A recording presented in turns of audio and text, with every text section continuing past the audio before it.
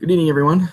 This is Roy Henson from Group 3 of Genetics, about 375.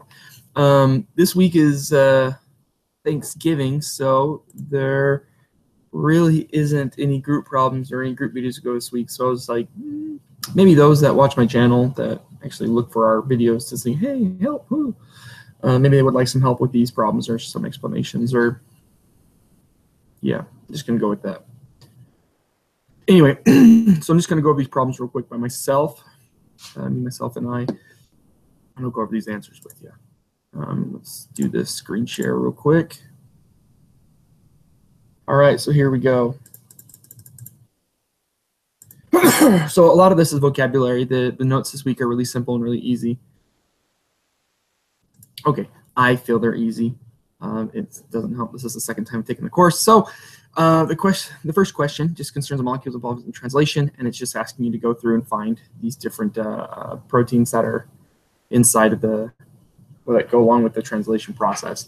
And so the first one that they're going to look for is the covalent link amino acids to the tRNA molecules. You know, that charges those tRNA molecules. That's going to be amino acyl tRNA synthetases.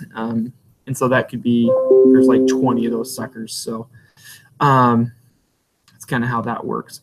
And it goes on to indicate 4 proteins that consume GTP during translation. These are just 4. There's actually 2 more. Go ahead and find those if you'd like, but these are just 4 that I used.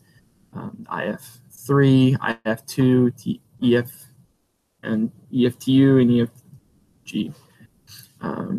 Pretty sure this is 2 factors there, and kind of how that works there. Let me bring up my notes so that way I can look at something. Oh, geez, didn't want that over there. So, so as we go through the rest of these, I'm going to have some notes here on the side for my own viewing pleasure. Anyways, let's go on to these. And so as we go on, then we're going to go hit up indicate one molecule that functions as a ribozyme during translation.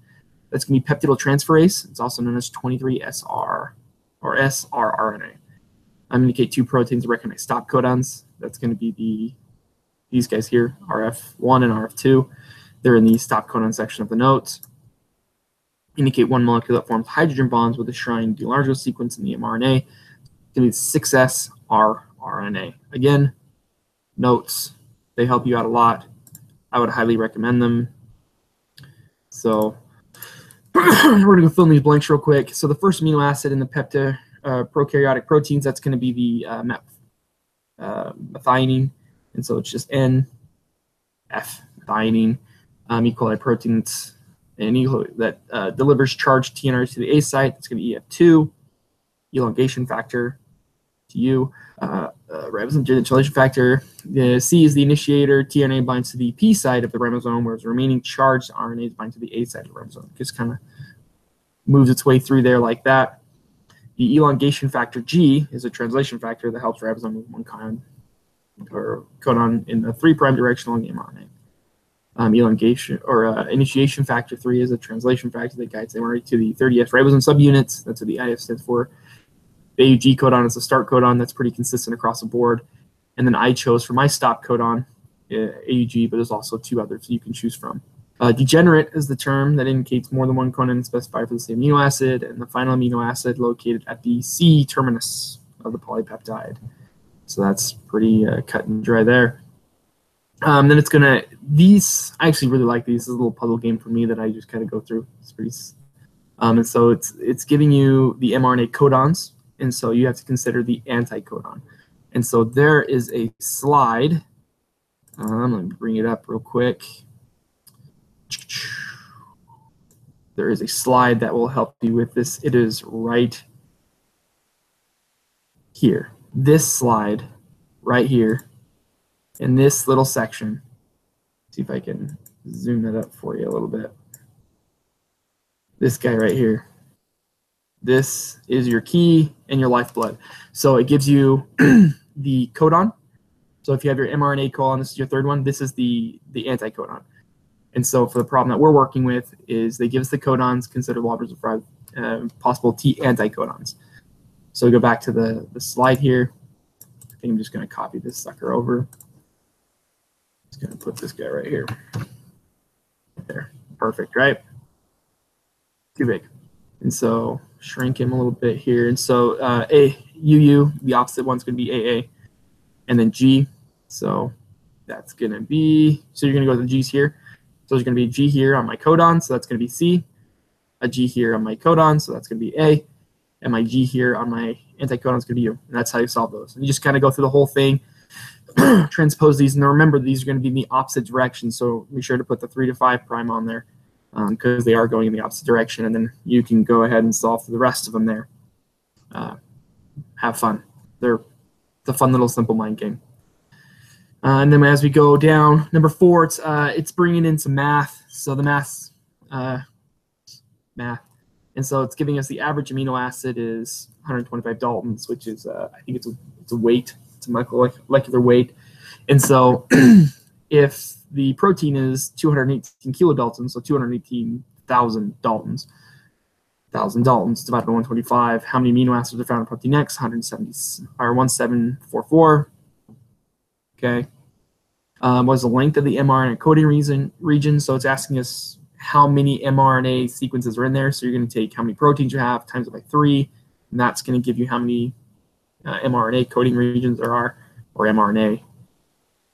How many GT molecules are consumed to synthesis each copy of protein X. So it takes 2 GTP molecules per codon, or per protein to do the codon, and then 1 at the end to kind of finish it off. So that's how you're going to get your +1 there. And then how many ATP molecules are consumed to synthesize each copy of protein X. I'm actually not sure about this +1. I think it's the one at the end, but it might be the one at the beginning. Just know. Anyway, now to D. How many ATP molecules? 1 ATP molecule per